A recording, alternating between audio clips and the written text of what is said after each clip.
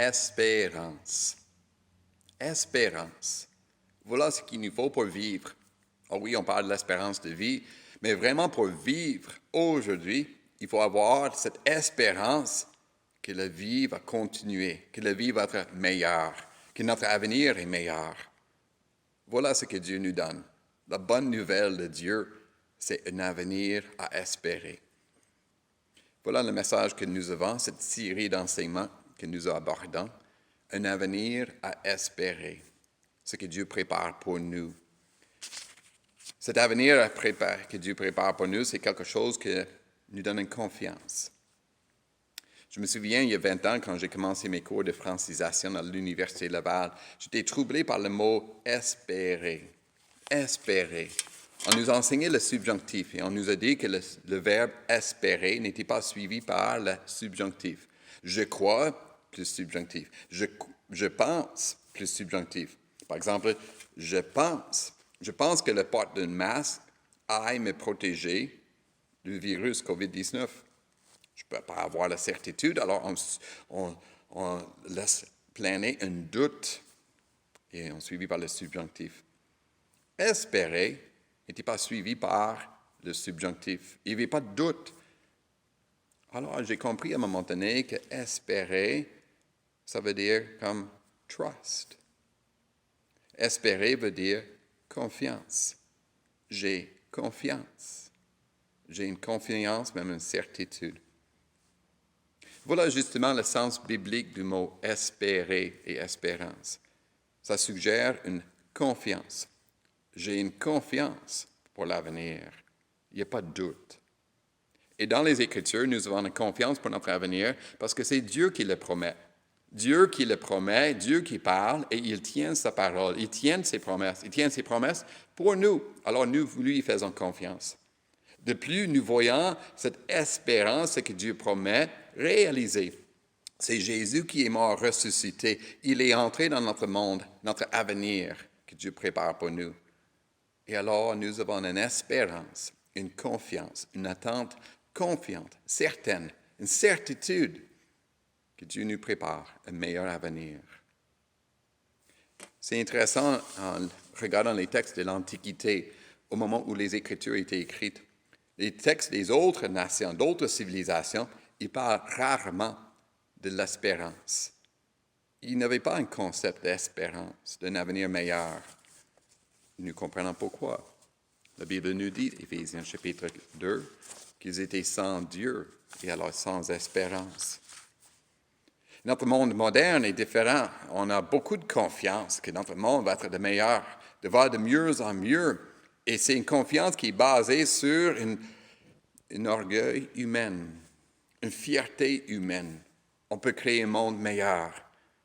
Puis tout à coup, il y a une pandémie, une COVID-19, un petit virus. Puis nous sommes bouleversés dans la manière que ça peut changer toute notre vie. On n'a pas le contrôle sur tout. Un commentateur dit que l'espérance, selon les Écritures, ça suggère une humilité humaine. On reconnaît que les circonstances de notre vie aujourd'hui ne sont pas les meilleures. On reconnaît que la vie aujourd'hui n'est pas la meilleure, qu'il faut quelque chose de plus beau, meilleur, amélioré. On parle d'une espérance dans un avenir. Et cet avenir, c'est ce que Dieu prépare pour nous. L'idée de l'espérance existe partout dans les Écritures, nous les lisons partout. Ça commence dans l'Ancien Testament avec la promesse de l'Alliance. L'alliance que Dieu a faite avec Abraham et ses descendants. La promesse de leur donner la terre promise, la promesse qu'il soit un peuple nombreux, la promesse de sa présence au milieu de son peuple, mais aussi la promesse d'une personne, d'un Messie, d'un Sauveur. Et cela s'est réalisé en Jésus-Christ.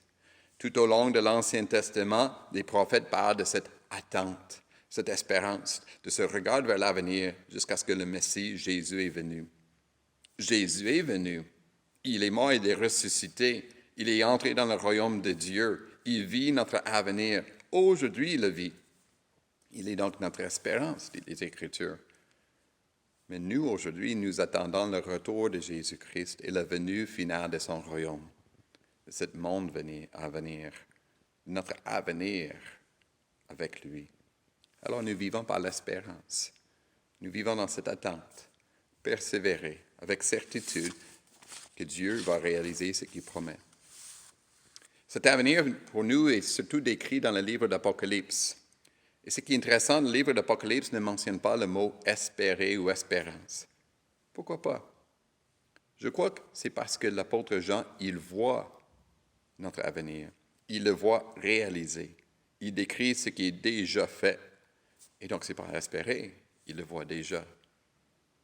Nous sommes appelés à espérer notre avenir que l'apôtre Jean a déjà vu. C'est ainsi que les Écritures nous appellent à vivre dans l'espérance. L'espérance de la vie éternelle, 1 Tite, chapitre 1, verset 2. On parle aussi d'une espérance qui est vivante, 1 Pierre, chapitre 1, le verset 3 et suivant. Notre espérance vivante, pourquoi? Parce que le Christ est vivant. Il est ressuscité.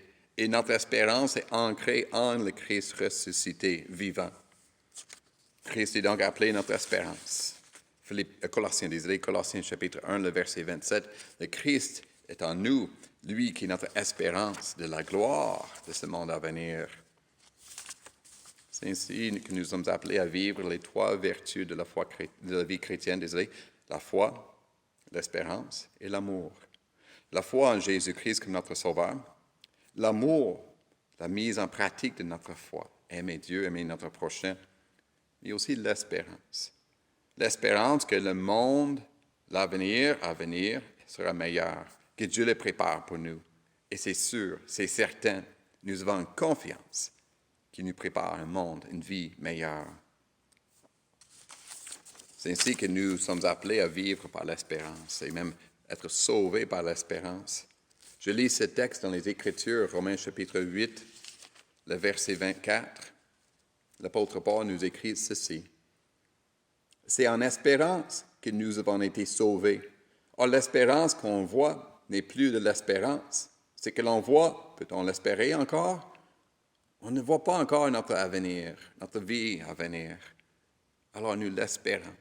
Nous l'espérons et nous l'espérons avec confiance, avec certitude. Dieu est fidèle à sa promesse et le Christ est vivant. Nous embarquons donc dans cette série d'enseignements, un avenir à espérer. Et dans cette série d'enseignements, nous allons commencer par la fin. Nous allons commencer par la fin, c'est-à-dire le monde que Dieu prépare pour nous. Qu'est-ce que c'est la vie éternelle? Qu'est-ce que c'est la vie éternelle avec Dieu et les uns avec les autres? Cette nouvelle terre que Dieu nous promet. Nous allons commencer par la fin pour revenir à notre vie aujourd'hui. Nous vivons aujourd'hui remplis d'une espérance d'un monde à venir. Un avenir à espérer. Voilà donc notre prière pour aujourd'hui. Je reprends les paroles de l'apôtre Paul, Romains chapitre 15, verset 13. Il dit ceci, « Que le Dieu de l'espérance vous remplisse de toute joie et de toute paix dans la foi, pour que vous débordiez d'espérance par la puissance du Saint-Esprit. » Notre Dieu est un Dieu d'espérance, de confiance, et il nous comble de son esprit d'espérance pour que nous puissions vivre aujourd'hui. Voilà un avenir à espérer. Voilà une très bonne nouvelle.